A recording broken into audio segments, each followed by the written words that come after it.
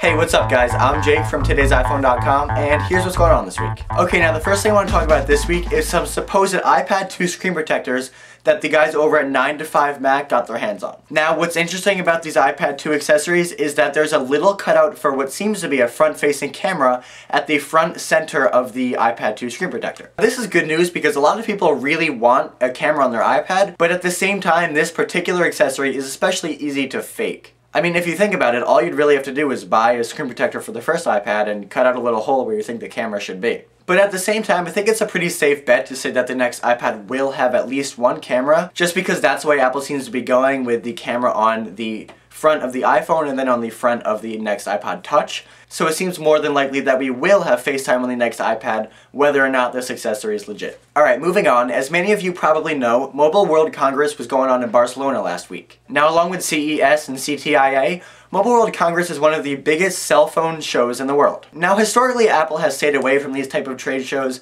except of course Macworld, which is an Apple thing, and even they don't go to that anymore. But it seems like even when Apple doesn't show up, they're still the topic of conversation. And this year's MWC was no exception. The iPhone 4 was named Best Mobile Device, beating out a ton of other awesome phones. Now, the guys over at Mobile World Congress said, "Great screen, sharp design, fantastic materials, and phenomenal ecosystem for app developers. In a tight race, the iPhone 4 built on the success of its predecessors to set the pace for smartphones." And when you think about it, that's really true. Most of the innovations that are showing up on smartphones nowadays, whether it's Android or BlackBerry, have their roots in stuff that did not exist until the iPhone. Now, obviously you can guess how I feel about the iPhone winning this award, but I want to know what you guys think. Was Mobile World Congress right to give this award to the iPhone, even with some antenna issues or some screen cracking issues? Or do you think that there was a phone that deserved it more?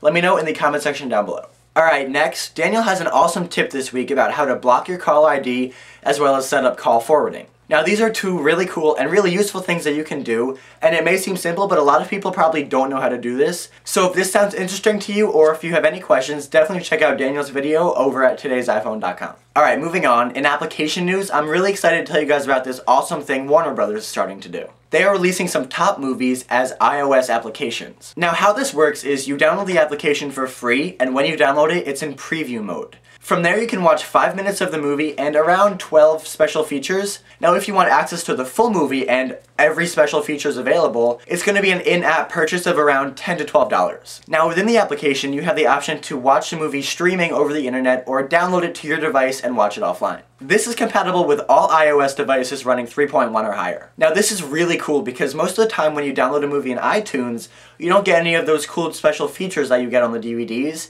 but now you get them right on your phone.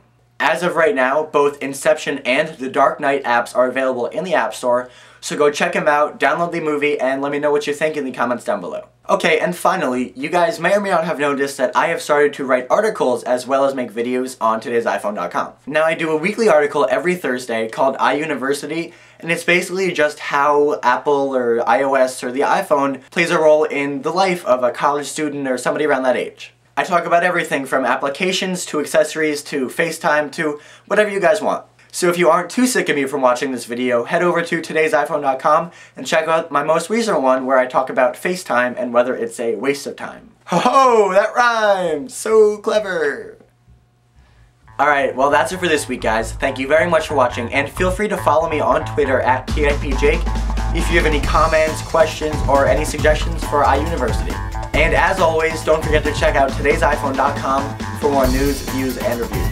Peace!